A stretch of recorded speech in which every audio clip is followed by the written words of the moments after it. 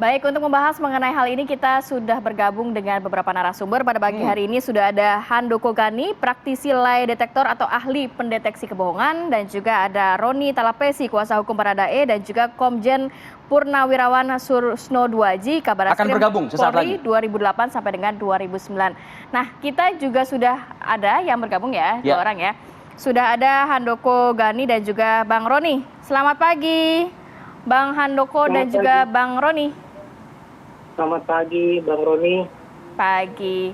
Nah, lebih afdol sebelum kita berbincang, kita juga akan melihat kemarin hasil rilis dari Bareskrim Polri mengenai lie detektor yang sudah diuji kepada Baradae, RR, dan juga statement KM. Yang disampaikan oleh Dirtipidum Bareskrim Polri ya, Brigadir Jenderal Polisi Andi Rian. Ya.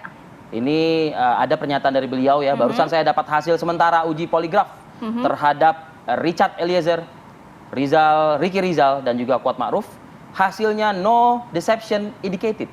Ya? Alias jujur gitu ya, terindikasi jujur ya. Betul. Nah tapi kan memang kan ada pernyataan dari Dirtipidum ini yang sifatnya sementara ya kan. Benar. Sementara. Dan jadi, juga tersangka lainnya kan rencananya hari ini Ferdi Sambo akan dilakukan pemeriksaan atau tes lie detektor. Kemudian juga sudah ada PC kemarin, Putri Chandrawati dan juga Susi yang sudah dilakukan pemeriksaan lie detektor. Oke, tadi Rati sudah menyapa Mas Handoko Gani ya. Mas Handoko, apa sih uji deteksi kebohongan ini yang memang menjadi keahlian Anda ya sebagai praktisi lie detector? Sebetulnya dibilang lie detector ini memang selalu menjadi perdebatan. Sebetulnya kalau kita bicara poligraf dan kemudian alat-alat sejenisnya, itu lebih condong ke arah alat pendeteksi emosi.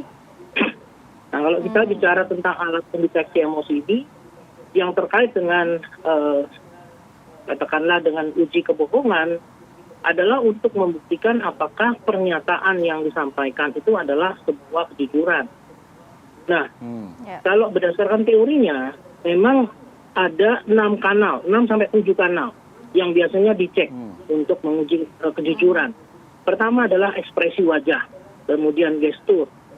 Ketiga adalah suara. Keempat, kata-kata yang dipilih. Kelima adalah gaya bicara.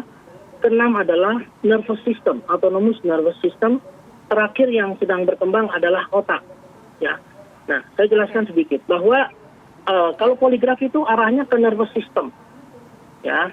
Dan sedangkan alat-alat lainnya seperti contohnya yang saya pakai itu adalah berbasis suara, voice analyzer, yang juga diakui oleh kepolisian sebagai alat pendamping atau alat penguji utama dalam pendeteksi kejujuran. Seperti alat pendeteksi suara ini juga sudah digunakan di 80 negara lebih oleh kepolisian, intelijen, militer, dan sebagainya.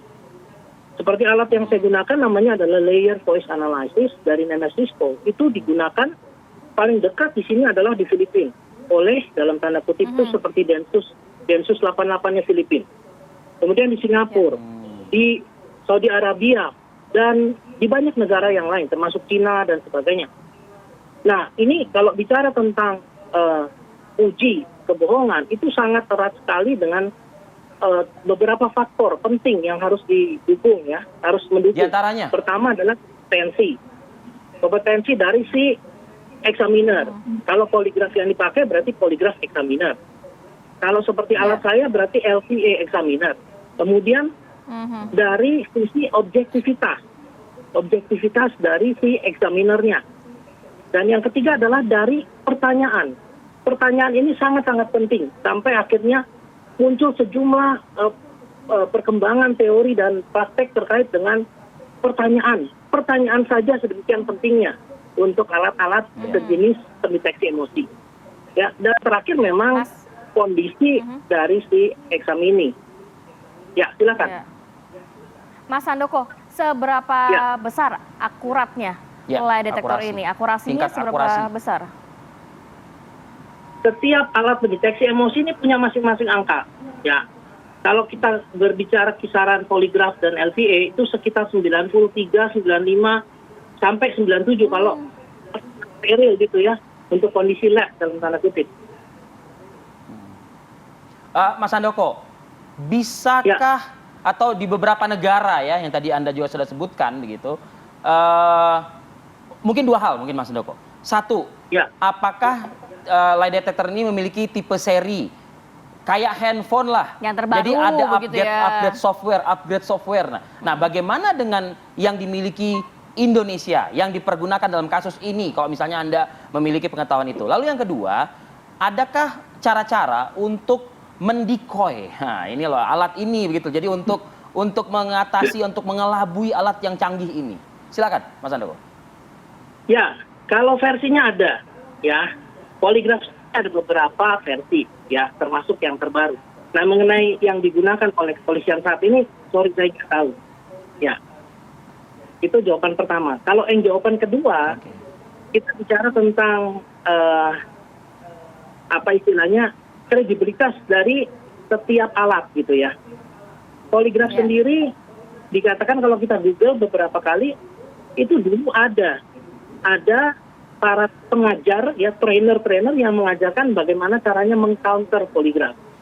Tapi kemudian ditangkap oleh FBI itu aparat sehingga hilang sama sekali. Ya, kemudian pengetahuan saya memang untuk kalangan intelijen khususnya mereka juga diajarkan cara untuk bisa lolos dari poligraf ini. Karena hal itu menjadi urusan. Jangan sampai ketika tertangkap oleh pihak lawan itu mereka bisa mendeteksi kejujuran rahasia negara gitu ya. Nah, jadi yang biasa berbohong nggak anggap seperti itu. Silakan Mas. Gimana? Ya, jadi yang biasa berbohong misalnya nih Mas, sudah bisa ada skill untuk mengelabui juga bisa tidak terdeteksi begitu ya? Oh, nggak bisa kayak gitu. Ya, ini yang keliru ya. Masyarakat berpikir bahwa orang yang sering berbohong itu pasti lolos lie detector. Tidak. Salah. Ya. Beberapa istilah kebohongan ya. Yang bisa lolos itu salah satunya adalah psikopat. Yang dengan kata lain, dia tuh tidak bisa membedakan antara realita dan rekayasa, realita dengan kebohongan atau imajinasi. Itu dia bisa lolos. Karena otaknya ini konslet, kita istilahkan itu konslet. Jadi tidak bisa membedakan. Ya, selama masih pathological liar istilahnya, itu masih bisa. Artinya apa? Masih ada hati nurani. Jadi dia tahu dia berbohong, tapi tidak bisa menahan. Nah, ini masih bisa terdeteksi. Karena otak ini tetap menyatakan bahwa kita sedang berbohong. Ada riset yang mengatakan ketika seseorang berbohong itu perlu 20-24 organ di dalam otak yang bekerja sama. Seperti dua kesebelasan sepak bola harus sama-sama menggolkan gawang, menggolkan bola di gawang. Itu sulit bekerja sama. Sehingga akhirnya akan muncul di 7 kanal tadi, entah wajah, entah denyut jantung, nafas, keringat, ya, atau suara tadi. Jadi nggak bisa seperti itu. Iya.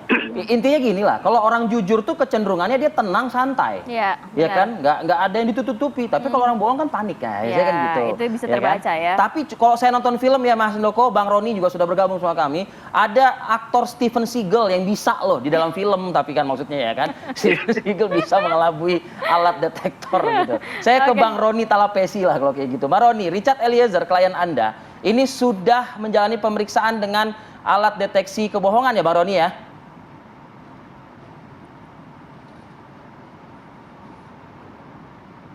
Bang Roni. Bang Roni bisa mendengar suara kami? Sudah join bersama kami? Ya, Bang Roni. Nampaknya juga kita perbaiki audio dulu ya. Nanti kita akan sambung lagi ya, Vi, pertanyaannya. Mas Handoko kita sambung nanti Mas. Kita harus jeda dulu sejenak, tetap bersama kami di Apa Kabar Indonesia Pagi.